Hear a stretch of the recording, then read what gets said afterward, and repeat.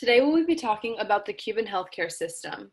In the Cuban healthcare system, there is a strong emphasis on preventative primary healthcare. The backbone of Cuban healthcare systems is the creation of a polyclinic. The polyclinic offers 22 services, including rehabilitation, ultrasound services, emergency services, family planning, maternal child care, and elderly care, among other things. In Cuba, healthcare is viewed as a right and it is financed through the government, meaning that it is free for all citizens. And it is composed of a three-tiered model consisting of primary, secondary, and tertiary care. This is an example of what the outside of a polyclinic might look like in Cuba. The first stage of primary healthcare in Cuba is curing diseases and treating those who are in medical distress. The second stage is targeted at seemingly healthy people who may suffer from underlying diseases they may not know about.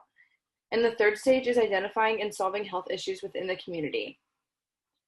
There is a collaboration between a family primary care doctor and a nurse, which is the epitome of the Cuban healthcare system. And the mindset and lifestyle regarding healthcare is one that is very frugal. In an article written by Don Fritz, an example was given to demonstrate this. Running water is only available at certain times of the day, and the toilets are flushed using a bucket of water. This example can be applied to the greater idea of sacrificing smaller luxuries in order to ensure that the necessities are provided to everyone. Doctors are less concerned about capitalizing on their services and more concerned with the well-being of their patients. 10% of the Cuban GDP is spent on healthcare. Within the Cuban healthcare system, there is approximately 13,000 family practices and around 451 polyclinics. Each practice cares for around 1,000 to 1,500 patients. Cuba sends about 50,000 healthcare professionals abroad to provide care in underdeveloped countries as a way of investing in healthcare further than Cuba's borders. Education and training. It takes 6 years for an education in medical school after an undergraduate type degree, and this degree is a pre-medical program that is required to get into medical school, and this school is a part of the health system in Cuba.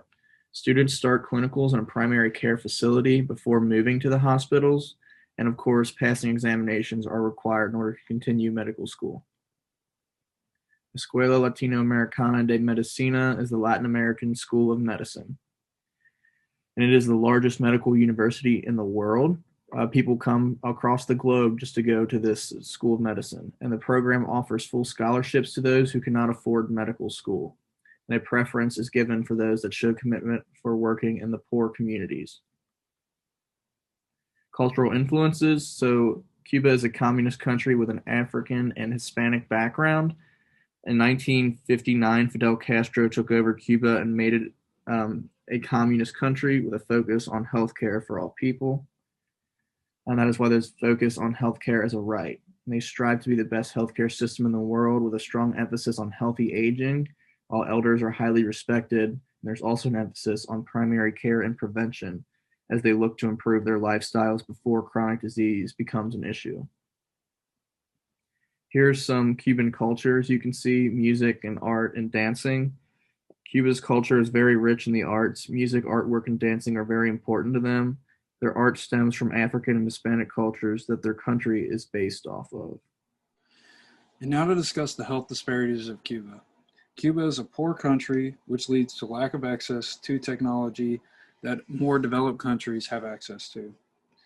The lack of rural health care is due to clinics located in populated residential areas, which means rural areas are often underserved. Poor physician compensation leads to physicians being sent to other countries in search for better pay. Also, social classes can determine the quality of care because high-quality facilities are offered to those who can afford it. In an interview with Dr. Rich Warner, we were able to learn about the structure of Cuba's health system. He studied as a medical student for 7 years in Cuba, where he received free medical school as a foreigner. He states that becoming a doctor is not about the money, but doctors are more concerned about the need to help others. Patients travel to other areas for care whenever physicians are sent to Venezuela or other countries when they receive more pay. This often means that these residential areas are underserved. He also expands on the embargo placed on Cuba, which has contributed to the losses Cuba has suffered, but he states that people continue to work with what they have to maximize their resources. Some key statistics about Cuba's health system include the 98% full immunization rate by age 2, which is among the highest in the world. The maternal mortality rate is at 36 per 100,000 births as of 2017. The infant mortality rate of 4.3 per 1,000 live births is also among the highest in the world, and life expectancy of 77 years. To the right, you can see the graph, which shows the change in infant mortality over the years. Cuba hopes to decrease their maternal mortality rate. According to the American Journal of Public Health, Cuba has focused resources on preventative approaches to reduce their maternal mortality. Here's some other graphs that summarize Cuba's well-known health system. It's interesting because they are not able to afford as much, but are often able high-quality services for their people. As you can see in the bottom left, the physicians per 1,000 people is higher than that of Latin America and the United States. The life expectancy is comparable to other countries, and the infant mortality is much lower than others. Let's look at a case study of the Cuban response to the coronavirus.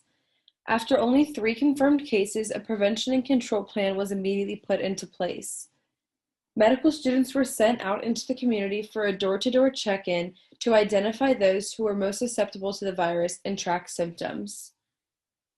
After a couple of weeks, tourism was placed on lockdown, vulnerable populations were isolated, home working provisions were provided, and social assistance was given to those who were unable to work during this time. When masks were proving to be insufficient on their own, such as in cases of public transport, further provisions were established, such as state-funded vehicles that were provided to escort essential workers to their jobs, as well as patients to the necessary facilities. COVID tests are highly expensive in Cuba. At almost $50 per test, in the long run, Cuba's poor financial status could prove to be their fatal flaw in fighting the pandemic. Here are 2 graphs that compare Cuban statistics with other Latin American countries, or in the case on the left, comparing statistics to Dominican Republic and Jamaica. As you can see, the Cuban statistics are very comparable to that of Jamaica and significantly smaller than those in the Dominican Republic. And in the graph on the right, it is easy to see that Cuba is located just around in the middle of the list. We hope this presentation demonstrated a lot about the Cuban healthcare system and the many pros and cons that it provides.